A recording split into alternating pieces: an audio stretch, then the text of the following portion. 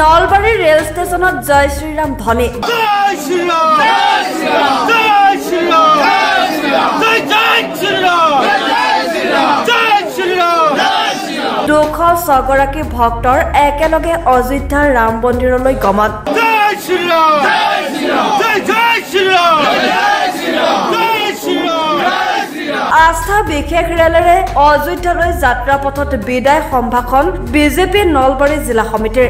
ৰাম মন্দিৰ প্ৰাণ প্ৰতিষ্ঠা হোৱাৰ পিছত 22 তাৰিখে সকলোৱে জ্ঞাত যে আমাৰ যশস্বী প্ৰধানমন্ত্ৰী শ্ৰী নৰেন্দ্ৰ মোদীজী ডাঙৰীয়াই যি ৰাম মন্দিৰৰ উদ্ঘাটন কৰিলে আৰু সেই চৰকাৰ সমগ্ৰ ভাৰতৰ পৰা বিভিন্ন ভক্তজনৰ তাতে আগমন হৈছে আৰু আজি নলবাৰীৰ পৰা 165 জন আজি 206 জন আজি ভক্ত ইয়াৰ পৰা আজি যাবলৈ ওলাইছে আৰু তেওঁলোকক যেন সুকলমে ঘূৰি আহি পায় আমি সেইকাৰণে তেওঁলোকক অভিনন্দন দিয়াৰ কাৰণে আৰু যেতিয়া ৰামে মাতে তেতিয়াহে মানুহে যাব তাত উপস্থিত হ'ব পাৰে বুলি কথা এষাৰ আছে।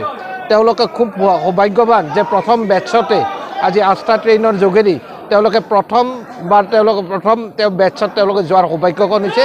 তেওঁলোকক অভিনন্দন জনাইছোঁ। তেওঁলোকে যেন শ্ৰীৰামে তেওঁলোকক সুকলমে যেন তেওঁলোক ঘূৰি আহে সেই কামনাৰে আমি তেখেতক আজি ইয়াতে বিদায় দিয়াৰ কাৰণে উপস্থিত হৈছোঁ। এইটো টোটেল 4 দিন হ'ব অহা যোৱা থকা মিলে আৰু ইয়াতে তেওঁলোকে ট্ৰেইনেৰে যাব তাতে দৰ্শন কৰিব আৰু এইখন ট্ৰেইনতে তেওঁলোক ঘূৰি আহিব। কি ক'লে? এইটো চৰকাৰৰ আছে কিন্তু টিকেট এওঁলোকে নিজে কৰিছে।